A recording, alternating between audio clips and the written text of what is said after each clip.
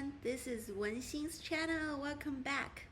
Today I'm going to share with you how to find a data or software engineering work job. So we are going to go by 6 parts. First, you need to understand yourself. Know what you have. Second, get ready for our resume and LinkedIn. Third, know the location of what you would expect from your job. Similar to real estate, location, location, location. Fourth, prepare the interview. 5, networking.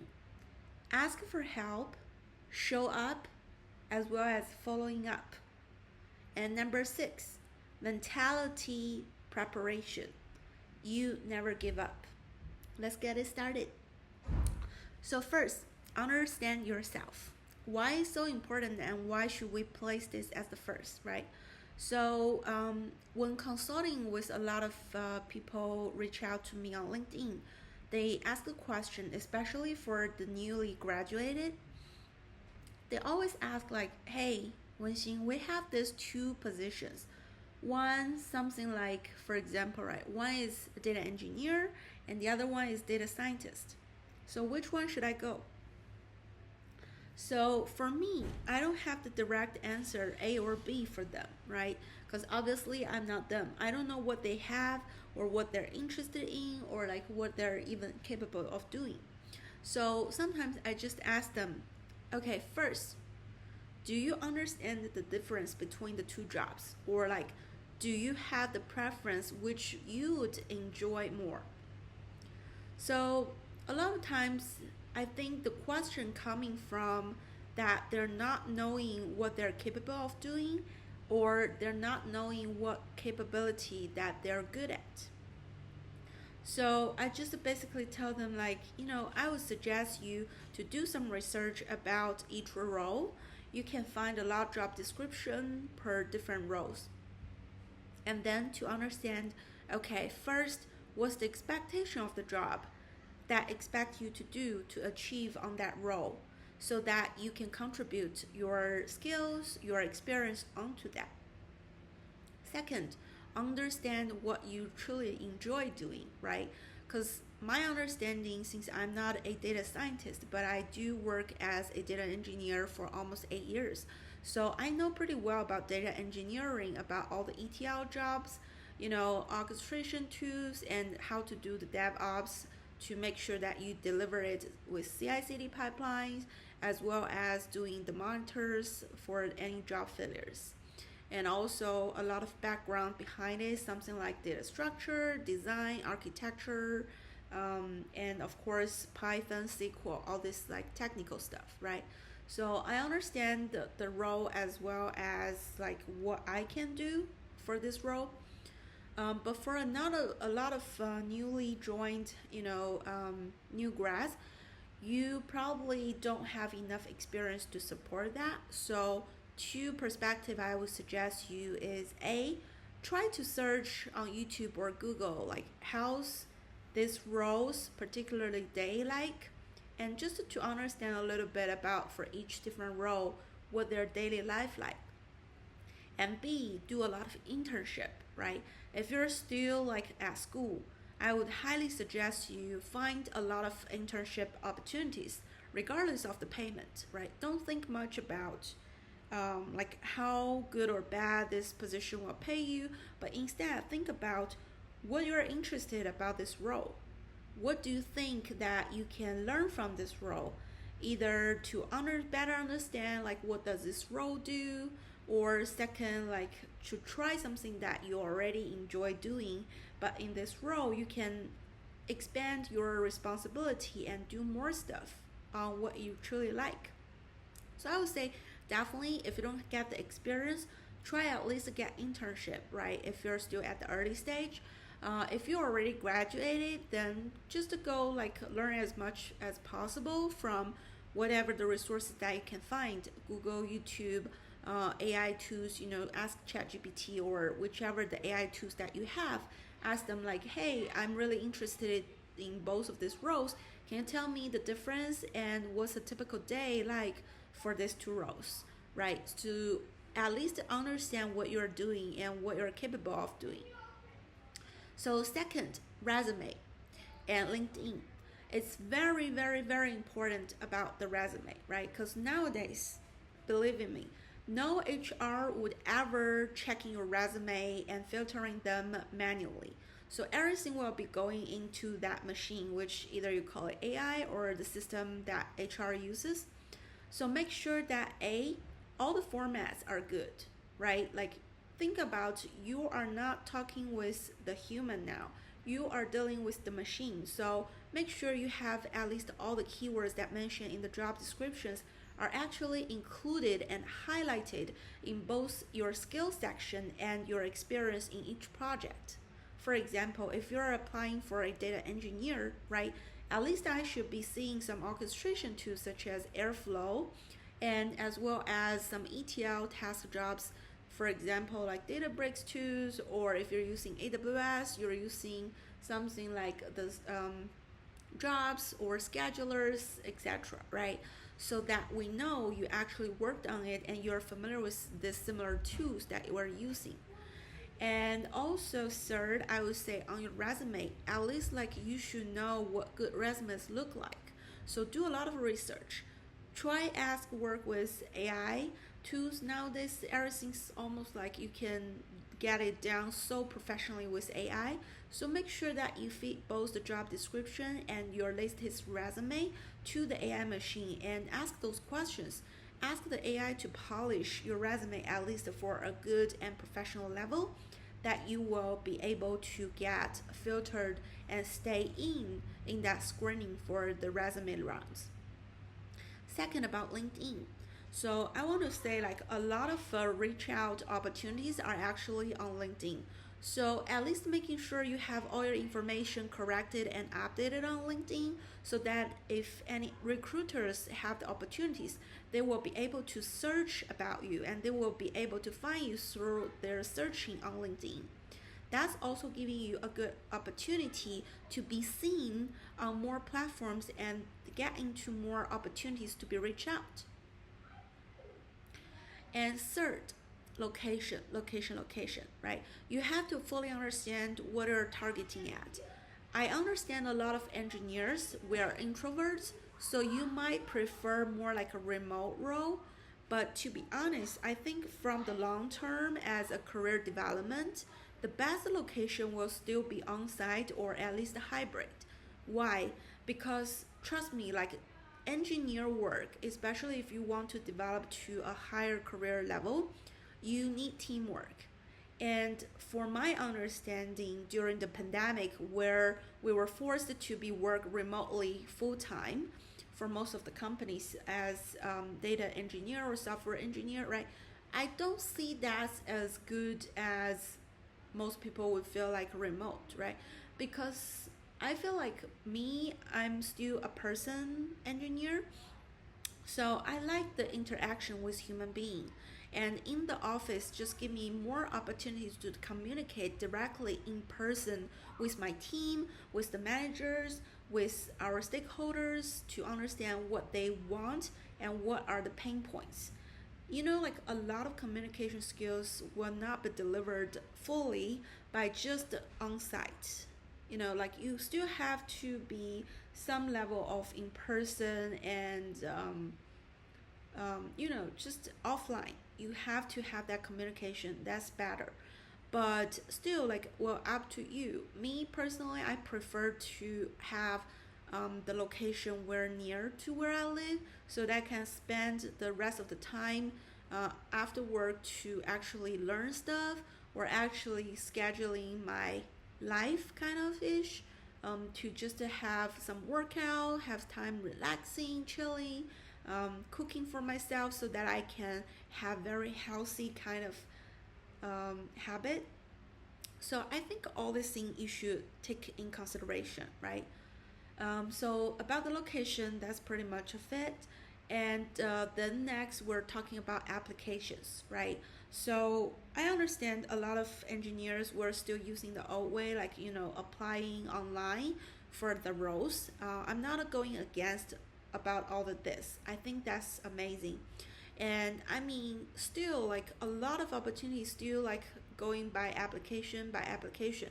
So if you just started or you don't have a strong network that can just refer you for the roles that they're opening, or you don't directly knowing any manager or hiring manager, hiring recruiters that having these openings, I would highly recommend you keep applying using the websites, traditional websites like LinkedIn, Glassdoor, Indeed, whichever that you can find.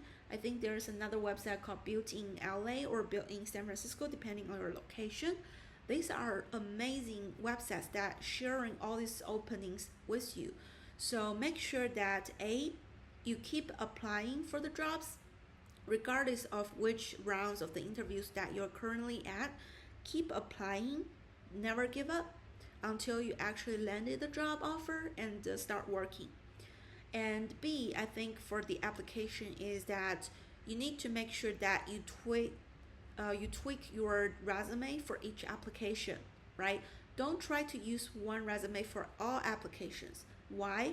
Because believe in me, like every job, even they're all like data engineer or they're all software engineer, a lot of different tools that each role would expect you to be known, to be familiar with, or even having the projects or latest work experience on it.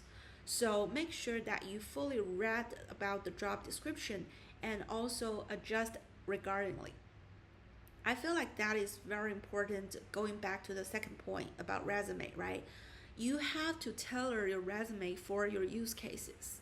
It's similar to coding. You could never expect like the code just like being down by itself. You have to do the edge case tests for each scenarios, right? Like you have to customize those things for it. So this is also very important and I think so useful when you want to land for better and more appropriate applications and job opportunities for sure. So then after you're getting your applications done, right? Then we're going about the interview rounds. So in these rounds, I want you to make sure that you are fully leveraging your time, you are doing your best. Why? Because I had so many interviews in the past few decades, right?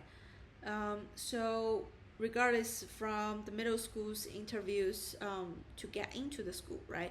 Or like the later interviews to actually get a job, or some interviews when you are having friends, you need to understand like what they're trying to understand from you. So remember, interview is a double way kind of interview. It's not only about the opposite, the company, your employers interviewing you. Meanwhile, it's also the opportunity that you're interviewing them. So think about this. What is the best candidate, right?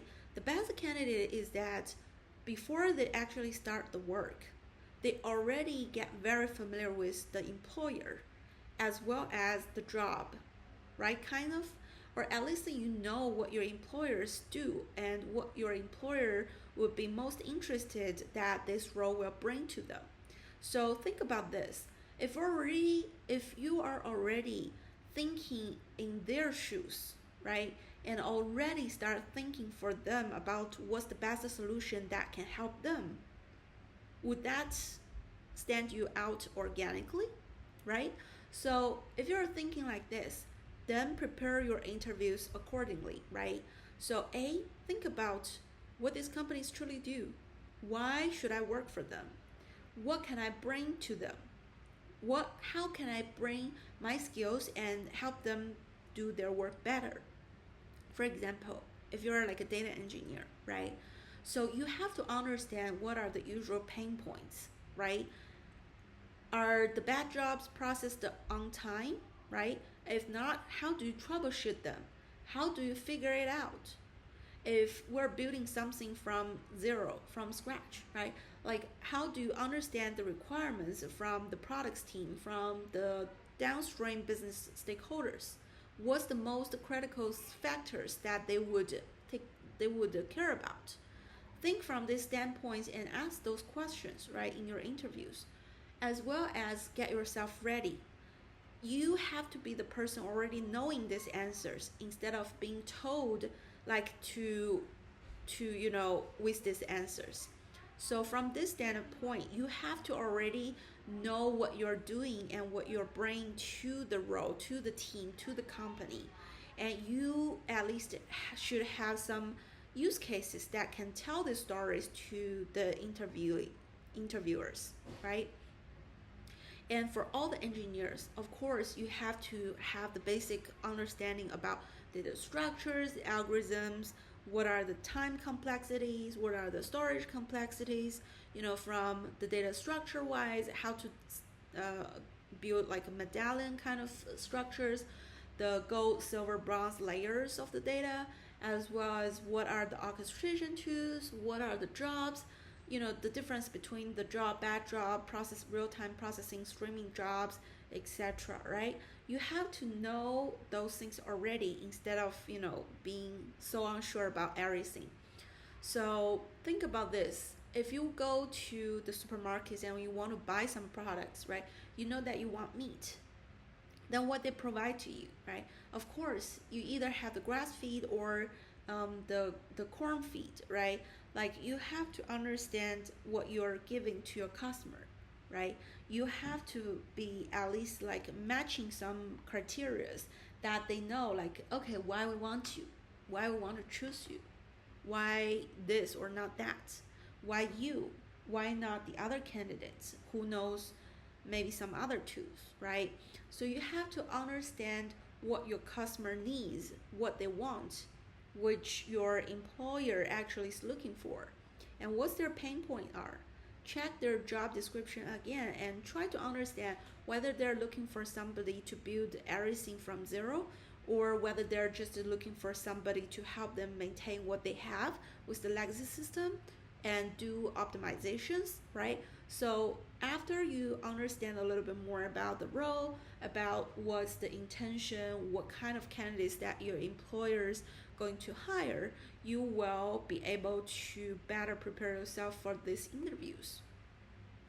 And according to the behavior question, remember this, a lot of times interviews are not just checking whether you're technically ready, right? A lot of more times is they are testing kind of a family member to get involved in their daily life. Think about this, like for all the awakened hours that you have per day, you spend a lot of time spending with your colleagues, right? So of course you want somebody that not an asshole, right? You want to have a good time working with them.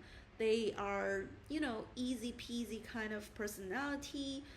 They understand, or at least they are willing to understand and trying to work along with you. They have a positive kind of thinking process, and they are not very negative people always sharing the bad vibes, right?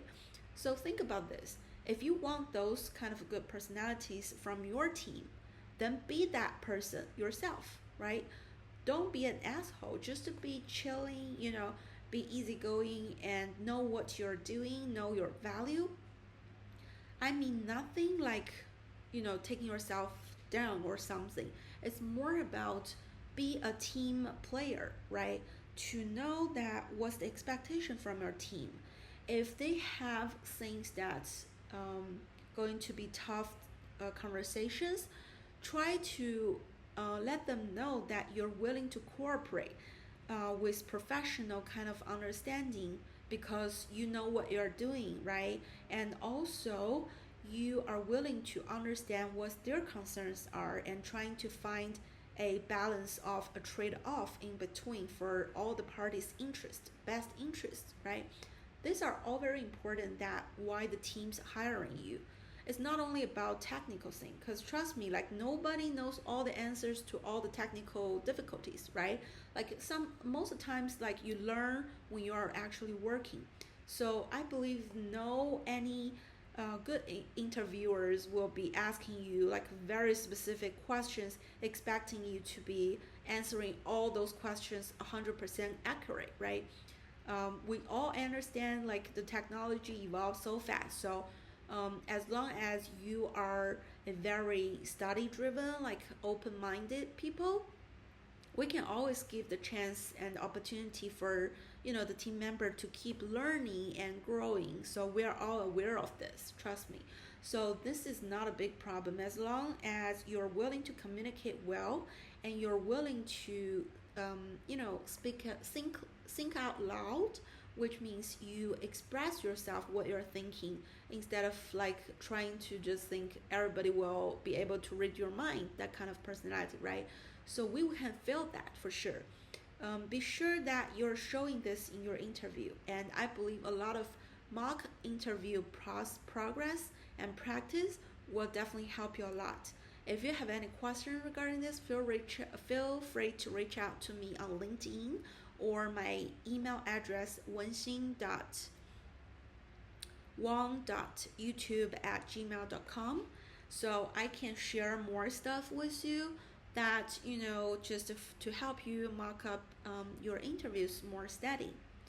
And the fifth one is about the network, right? So I understand how difficult nowadays to find even the job openings, right? Make sure that you ask for help. Use your network, right? I believe you already went to school or something. Check out with your schools, the ready for hiring, or like what do they call it, like career development center or something like that.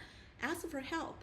Check out with them what network that they have and then leverage that network, right? Either the job opportunities or like professional people that graduated from the same school as you. Reach out to them, right? Maybe they already have some manager level roles and they have openings that related from your alumni, and then ask for help.